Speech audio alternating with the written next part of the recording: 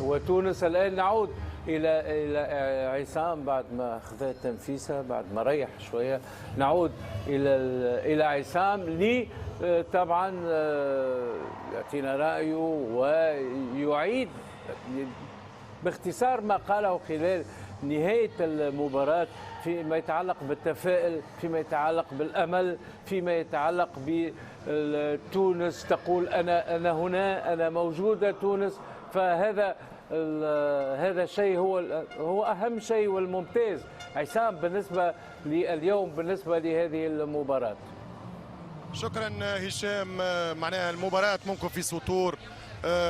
ضيعنا الربح في الشوط الأول، منعنا في الشوط الثاني. المنتخب التونسي لعب بأداء رجولي، احترم قميص واحترم تاريخه، احترم الحدث في بلد عربي مثل قطر، كأس العالم. مش كل مرة كأس العالم يكون في الأراضي العربية. أعطاه حق الكرة، أعطاه حق الجمهور، أعطاه حق شعبهم، والكرة أعطتهم حق في عدم الهزيمة. كلهم كانوا أبطال المباراة. المان اوف ذا ماتش تتصور باش يكون تونسي MVP الماتش للمرة الرابعة فقط في تاريخ كأس العالم. لكن أنا هشام سأنهي ملف الدنمارك بالإشادة بالأولاد باش نمشي في أفق مستقبلي تفاؤلي لمشاركة تونس هنا في قطر، بالتذكير على مباراة أستراليا.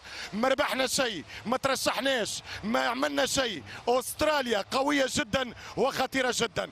أدعوكم للفرح الآن وأعطى حق المنتخب، ولكن محللي البين سبورتس ومحللي القنوات الوطنية في تونس والشعب التونسي ما ندخلوش في الفوري وما ندخلوش وما نتخمروش. ماتش أستراليا باش يكون صعيب، وذاك هو مفتاح الدور الثاني. أنا عنونت اللقاء هذا هشام في القول المفتاح عند الدنمارك. إذا نحبوا نفكوه، إذا نحبوا نترشحوا يلزم نفكوه. أنا نقول الآن المفتاح نحيناه من يد الدنمارك، الآن في يد أستراليا. إذا نحبوا نحلوا الباب يلزم مرة أخرى نفكوه.